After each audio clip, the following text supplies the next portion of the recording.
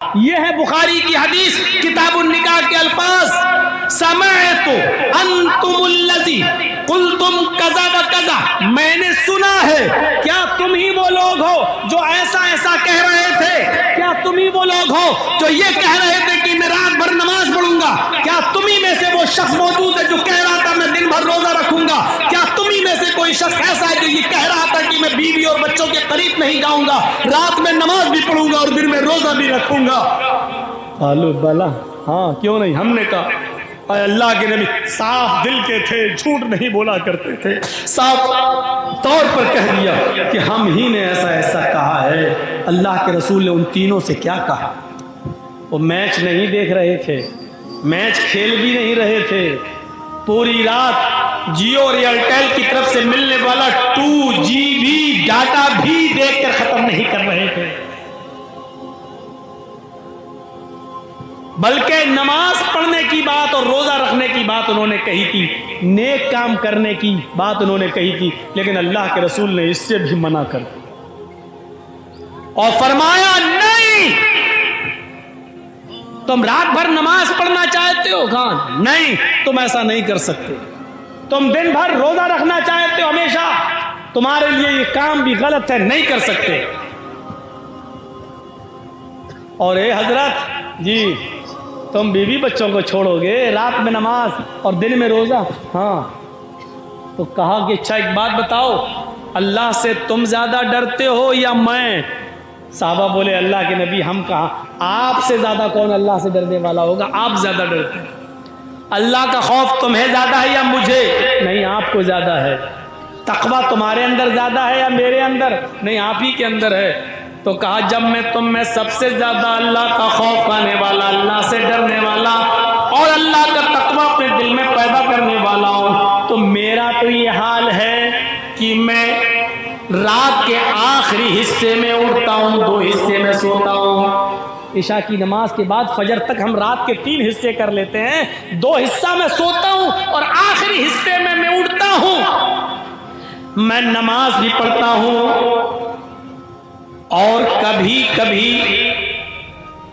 میں ایک ایک کر کے ساری بیویوں کے پاس بھی جاتا ہوں، میں بیویوں سے ملتا بھی ہوں، ان کے حقوق بھی ادا کرتا ہوں، میں رات میں سوتا ہوں، آنکھ کاٹ بھی ادا کرتا ہوں، 2/3 رات گزر جانے کے بعد آخری حصے میں رات کے اٹھتا ہوں تو میں اللہ کی عبادت بھی کرتا ہوں، میں رات میں اٹھتا ہوں، اپنی بیویوں کے پاس بھی جاتا ہوں، ان کے حقوق بھی ادا کرتا ہوں، میں مہینے میں کچھ دن نفلی روزے بھی رکھتا ہوں اور چھوڑتا بھی ہوں، میرے پاس بیوی ہے، میں بیوی کے پاس بھی جاتا ہوں، میں دن میں روزہ رکھتا بھی ہوں اور چھوڑتا بھی ہوں، میں رات میں سوتا بھی ہوں، اور 2/3 رات گزر جانے کے بعد رات میں اٹھ کر میں اللہ کی عبادت بھی کرتا ہوں۔ یہی میرا طریقہ ہے، یعنی تمہیں بھی ایسا ہی کرنا ہے۔ پوری رات نماز میں گزار رہے ہو، غلط ہے۔ ہمیشہ روزہ رکھو گے، کبھی نہیں چھوڑو گے، یہ بھی غلط ہے۔ اور بیوی بچوں کو چھوڑ کر نماز اور روزے میں پڑے رہو تو یہ بھی غلط ہے۔ فرمایا جو میں کر رہا ہوں وہی میری سنت ہے، فمن رغب عن سنتی فلیس منی، اگر تم نے میری سنت سے منہ موڑا، میرے طریقے پر نہ چلے، رات بھر نماز پڑھتے رہے اور دن بھر روزہ رکھتے رہے، اپنے بیوی بچوں کے قریب نہیں گئے، اپنے بیوی اور بچوں کے حقوق کو پورا نہیں کیا، فلیس منی، تو آج کے بعد تم ہم میں سے نہیں، یعنی رات بھر نماز پڑھنے کے باوجود بھی تم مسلمان نہیں کہلاؤ گے، اسلام کے اندر تمہاری انٹری نہیں ہوگی۔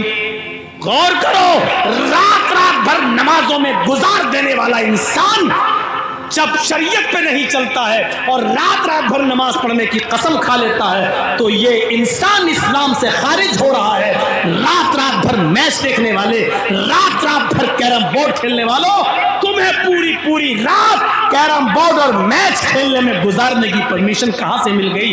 ہمارے نبی نے پوری رات نماز پڑھنے کی اجازت نہیں دی ہے، ہمارے نبی نے ہمیشہ ہر دن روزہ رکھنے کی اجازت نہیں دی ہے، کیرم بورڈ کھیل کر اپنا پورا دن برباد کرنے کی اور پورا میچ کھیل کھیل کر اپنی پوری رات برباد کرنے کی اجازت تمہیں کون سی شریعت میں مل گئی؟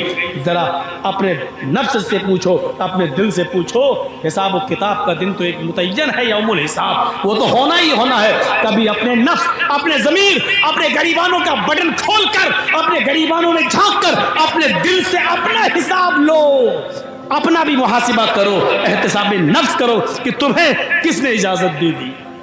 پوری پوری رات موبائل میں لگے رہنا اور پوری پوری رات جب تک یہ 2GB 4GB 5 ہم آپ استعمال نہیں کر لیں گے ہم سوئیں گے نہیں، اور ہر رات اس کو معمول بنا لینا، یہ اجازت کس نے دی؟ شریعت۔ یہ نبی اکرم کی رحمت ہے۔ اگر آپ کہتے کہ نہیں تم بہت اچھا کر رہے ہو، رات بھر نماز پڑھو گے، ٹھیک ہے، تم ہمیشہ روزہ رکھو گے، بڑا اچھا کام ہے، آپ کی رحمت کو یہ گوارا نہیں ہوا۔ ایک آدمی جب رات بھر نماز یہ پڑھتا رہے گا تو دن میں پھر وہ محنت نہیں کر پائے گا، مزدوری نہیں کر پائے گا، رزق حلال نہیں کما پائے گا، پھر وہ اپنے بیوی اور بچوں کو کیا کھلائے گا؟ اس لیے فرمایا کہ رات کا کچھ حصہ سویا بھی کرو اور آخری حصے میں اٹھ کر اللہ کی عبادت بھی کر لیا کرو۔ آپ نے ہمیشہ دن میں روزہ رکھنے کو منع کر دیا۔ جب تم دن بھر روزہ ہی رکھتے رہو گے اور ہمیشہ رکھو گے تو نحیف اور کمزور ہو جاؤ گے، تمہاری تندرست صحت خراب ہو جائے گی۔ جب صحت خراب ہو جائے گی تو تم اپنی بیوی اور بچوں کے لیے محنت نہیں کر سکتے ہو، جلدی قبر کے دہانے پر پہنچ جاؤ گے، پھر تمہاری بیوی اور بچوں کی ذمہ داری کس کے اوپر عائد ہوگی؟ رحمت للعالمین کی رحمت جوش میں آتی ہے اور آپ نے دن بھر روزہ رکھنے سے منع کر دیا ہے، آپ نے پوری پوری رات عبادت کرنے سے منع کر دیا ہے، آپ نے فرمایا کہ رات کا کچھ حصہ سویا بھی کرو اور 2/3 گزر جانے کے بعد آپ اٹھ کر اللہ کی عبادت میں لگ جایا کرو۔ پھر آپ نے فرمایا کہ مہینے میں 3 روزے رکھ لیا کرو نفلی، اللہ کے یہاں ایک نیکی 10 نیکی کے برابر ہوتی ہے۔ اگر تم نے 3 روزے رکھ لیے مہینے میں تو تمہیں 30 روزوں کا ثواب ملے گا۔ ہر مہینے 3 روزے رکھ لو تو گویا کہ تم نے پورے مہینے روزے رکھ لیے ہیں۔ آپ نے پورے مہینے روزے رکھنے سے منع کر دیا، صرف مہینے میں 3 روزے رکھنے کی پرمیشن بھی دے دی تاکہ تمہیں ثواب بھی ملتا رہے، روزہ بھی رکھتے رہو اور اپنی بیوی اور بچوں کے حقوق بھی ادا کرتے رہو اور محنت و مزدوری کر کے کما کر لاؤ اور اپنی بیوی اور بچوں کو کھلا اور پلا بھی سکو۔ یہ رحمت للعالمین کی رحمت ہے۔ عزیز علیہ ما عنتم حریص علیکم بالمؤمنین رؤوف الرحیم، وہ مومنوں کے لیے کچھ خاص مہربان ہے۔ یہ ہے اس کی رحمت۔ آئیے، اللہ کے رسول صلی اللہ علیہ وسلم نے رمضان کے مہینے میں 3 راتوں میں آپ نے تراویح کی نماز جماعت کے ساتھ پڑھائی، جس کو ہم تہجد بھی کہہ سکتے ہیں اور تراویح بھی۔ پہلی رات پڑھائی، کافی لوگوں نے پڑھی۔ دوسری رات پڑھائی، پہلے سے زیادہ لوگ مسجد میں آئے۔ تیسری رات میں پڑھائی تو مسجد کھچا کھچ بھر گئی۔ چوتھی رات اللہ کے رسول نہیں آئے بلکہ اپنے حجرے سے خبر بھجوا دی کہ جس کو بھی یہ نماز پڑھنا ہے الگ الگ پڑھ لے، یا 2 4 5 6 لوگ جمع ہو کر ایک کو امام بنا لیں اور وہ ان کو نماز پڑھا دے۔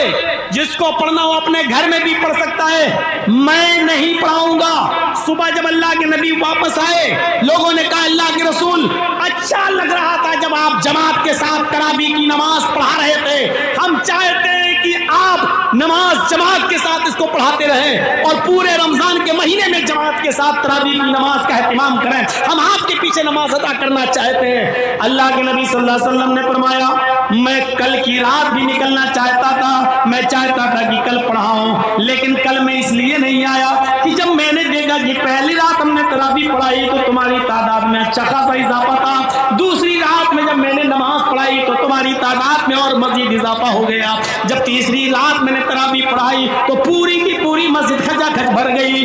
مجھے ڈر محسوس ہوا ایسا نہ ہو کہ میرا یہ عمل اللہ رب العالمین دیکھ کر جبرائیل امین کو بھیج دے اور یہ نماز ہمارے فرض نہ کر دی جائے، ہمارے ذریعے یہ حکم نافذ نہ کروا دے اللہ تعالیٰ کہ آج کے بعد یہ نماز تمہاری اوپر، تمہاری امت کے اوپر یہ نماز فرض کر دی گئی۔ مجھے اس بات کا ڈر لگا یہ نماز کہیں فرض نہ کر دی جائے، جبرائیل امین اللہ کی طرف سے فرضیت کا اعلان لے کے نہ جائیں کہ اللہ تعالیٰ نے آپ کی امت پر یہ نماز تراویح کو فرض کر دیا ہے۔ مجھے ڈر لگا اس لیے میں نہیں آیا۔ میرے بھائیوں، نبی اکرم نے 3 رات نماز پڑھائی اور جماعت کے ساتھ پڑھائی، لیکن چوتھی رات میں آپ نہیں آئے، چوتھی رات میں آپ نہیں آئے۔ وجہ کیا بتائی؟ مجھے ڈر لگا کہ کہیں یہ نماز اللہ تعالیٰ میری امت پر فرض نہ کر دے۔ اگر میری امت پر یہ نماز فرض کر دی جائے اور پھر میری امت نہ پڑھ پائے تو جہنم کے قریب چلی جائے گی۔ یہ نبی اکرم کی رحمت کا تقاضا دیکھیے کہ آپ چوتھی رات نماز پڑھانے ہی نہیں نکلے۔ کیوں؟ کیونکہ ڈر لگنے لگا کہ کہیں فرض نہ ہو جائے۔ میری امت پر نبی اکرم کا چوتھی رات میں نہ نکلنا رحمت ہے امت کے لیے۔ فرض ہو جاتی تو کیا ہوتا؟ مسواک فرض ہو جاتی تو کیا ہوتا؟ رات بھر عبادت اور دن بھر کے روزے فرض کر دیے جاتے، اللہ کے رسول کہتے تھے نہیں بہت اچھا کرو، آج بہت اچھا عمل کرو، تو کیا ہوتا؟ ہم کہاں ہوتے آج؟ یہ صورتحال دیکھیے، اپنے ضمیر سے پوچھئے، اپنے دل سے پوچھئے، قرآن نے کتنی صحیح فضیلت بیان کی محمد رسول اللہ کی۔ حریص علیکم بالمؤمنین رؤوف الرحیم، وہ مومنوں کے، مسلمانوں کے فائدے کے بڑے متمنی رہتے ہیں اور مومنوں کے ساتھ ان کی رحمت کچھ خاص ہے۔ کتنی خاص رحمت ہے۔ آئیے ایک اور چیز بتائیں، اور بہت پیاری چیز، اور سنیے، اللہ کے نبی فرماتے ہیں کہ اللہ تبارک و تعالی نے آدم علیہ السلام سے لے کر محمد الرسول اللہ تک، مجھ تک، سارے نبیوں کو جب بھی اس دنیا میں بھیجا تو ان کو ایک اختیاری دعا دی۔ اختیاری دعا سمجھتے ہو؟ اختیاری دعا دی کہ ہم تمہاری ساری دعائیں قبول کریں یا نہ کریں یہ میری مرضی، لیکن ایک دعا کا اختیار دیتا ہوں، تم مانگو، تمہاری وہ ہم ضرور سنیں گے۔ اس کو کہتے ہیں اختیاری دعا۔ ایک دعا ہم ضرور سنیں گے تمہاری، جو بھی تم مانگنا چاہو مانگو۔ آدم علیہ السلام نے مانگی، اور آدم علیہ السلام سے لے کر عیسیٰ علیہ السلام تک سارے نبیوں نے وہ اختیاری دعا مانگی۔ اللہ کے نبی فرماتے ہیں اللہ تعالیٰ نے ہر نبی سے کہا مانگو ہم تمہیں دیں گے۔ سارے نبیوں نے جلدی کر لی۔ اللہ تعالیٰ نے دنیا میں اختیار دیا تھا کہ مانگو، ایک دعا ہم تمہاری ضرور سنیں گے، تمہاری مرضی، جو مانگو گے ہم تمہیں دیں گے۔ سارے نبیوں نے مانگ لی۔ جب مجھے نبی بنا کر دنیا میں بھیجا تو اللہ تعالیٰ نے ایک اختیاری دعا مجھے بھی دی۔ اے محمد صلی اللہ علیہ وسلم مانگ لیجیے، آپ بھی دنیا میں کیا مانگنا چاہتے ہیں، آپ کو بھی اختیار ہے۔ میں نے سارے نبیوں کو ایک اختیاری دعا دی اور ان کی سنی، ان کو اس دنیا میں نوازا۔ آپ کو بھی ایک اختیاری دعا دے رہا ہوں، جو مانگیں گے ہم دیں گے۔ بتائیے کیا چاہیے؟ اللہ کے نبی نے اس کا ذکر حضرت عائشہ صدیقہ سے کیا کہ اللہ تعالیٰ نے آج مجھے اختیاری دعا دی ہے۔ حضرت عائشہ خوش ہو جاتی ہیں اور کہتی ہیں اے اللہ کے نبی موقع اچھا ہے، اے میرے پیارے شوہر موقع بڑا اچھا ہے، جب اللہ نے اختیاری دعا دی ہے تو آپ اللہ سے سونا مانگ لو، چاندی مانگ لو، ایسی چیز مانگ لو کہ ہمیں زندگی بھر پیٹ پہ پتھر نہ باندھنا پڑے، ہمیں فاقے نہ کرنا پڑے، ہمیں مصیبتیں نہ جھیلنا پڑے۔ اللہ کے نبی فرماتے ہیں کہ اگر میں اس موقع پر اللہ سے یہ کہتا کہ اللہ اس احد پہاڑ کو میرے لیے سونے کا پہاڑ بنا دے، جہاں میں چلنا چاہوں چلوں، اور یہ پہاڑ بھی میرے ساتھ چلے، تو اللہ تعالیٰ میرے لیے اس احد پہاڑ کو بھی سونے کا بنا دیتا۔ کعبے کی رب کی قسم، جہاں میں چلتا وہ پہاڑ بھی سونے کا میرے ساتھ ساتھ چلتا۔ میری بیوی عائشہ مجھ سے کہہ بھی رہی تھی کہ اللہ کے نبی اے میرے پیارے شوہر، جب اللہ نے اختیار دیا ہی ہے تو مانگ لو، کیوں نہیں مانگتے ہو؟ فَاخْتَبَأْتُ، لیکن میں نے وہ دعا نہیں مانگی، میں نے اس دعا کو چھپا لیا۔ سارے نبیوں نے جلدی کی لیکن میں نے جلد بازی نہیں کی۔ اللہ نے اختیار دیا مانگ لو، میں چاہتا تو احد پہاڑ بھی میرے لیے سونے کا بن جاتا، جہاں میں چلتا پہاڑ میرے ساتھ ساتھ چلتا، میں جو مانگتا اللہ مجھے دیتا، لیکن میں نے نہیں مانگا۔ پھر حضرت عائشہ کہتی ہیں آپ مانگ نہیں رہے لیکن اس دعا کو آخر جب آپ کو حق دیا ہے تو نہیں مانگیں گے۔ اللہ کے نبی فرماتے ہیں مانگوں گا لیکن دنیا میں نہیں۔ اختبأت دعوتی عائشہ، میں نے اپنی دعا کو چھپا لیا ہے، میں آج اس دعا کو نہیں مانگوں گا۔ مسلمانوں غور کرو، آئے گھسیا گھاٹ کے اس بڑے میدان میں جمع ہو کر سننے والوں سنو، حضرت عائشہ نے پوچھا پھر اس دعا کو آپ کب مانگیں گے؟ کہتے ہیں اللہ کے نبی عائشہ قیامت کا دن ہوگا، میدان محشر ہوگی، میری امت نفسی نفسی چلا رہی ہوگی، نفسا نفسی کا عالم ہوگا، پریشان حال ہوں گے، سورج سوا نیزے کے فاصلے پر یعنی 1 میل کے فاصلے پر ہوگا، سورج اور سورج کی پوری گرمی زمین کی اوپر گر پڑ رہی ہوگی، اور سارے انسانوں کے جسموں سے ان کے سروں سے پسینہ ٹپک ٹپک کر ان کے قدموں پہ گر رہا ہوگا، اور پسینے میں لوگ اپنے اعمال کے مطابق ڈوبے ہوئے ہوں گے، کچھ ٹخنوں کے برابر، کچھ پنڈلی کے برابر، کچھ کمر کے برابر، کچھ گھٹنوں کے برابر، کچھ کمر کے برابر، کچھ کاندھے کے برابر، اور کچھ اس میں گوتے لگا رہے ہوں گے۔ میری امت نفسا نفسی کے عالم میں ہوگی، اس وقت میں اللہ سے اس دعا کو مانگوں گا اور کہوں گا الہ العالمین، سارے نبیوں کو تو نے ایک اختیاری دعا دی، انہوں نے دنیا میں اپنی اپنی دعا مانگ لی، اللہ میرا بھی حق تھا، اللہ مجھے بھی ایک دعا مانگنے کا حق تھا، اور تو نے مجھے بھی وہ دعا دی تھی کہ مانگو کیا مانگتے ہو، میں نے دنیا میں کچھ نہیں مانگا، میری وہ دعا باقی ہے، اے اللہ آج مجھے حق دے، آج مجھے اجازت دے کہ میں دعا مانگوں، اے اللہ میری دعا تو سن لے۔ اللہ رب العالمین قیامت کے دن مجھے اس دعا کے مانگنے کی اجازت دے گا۔ حضرت عائشہ نے پوچھا اے اللہ کے نبی تو قیامت کے دن آپ کیا مانگیں گے؟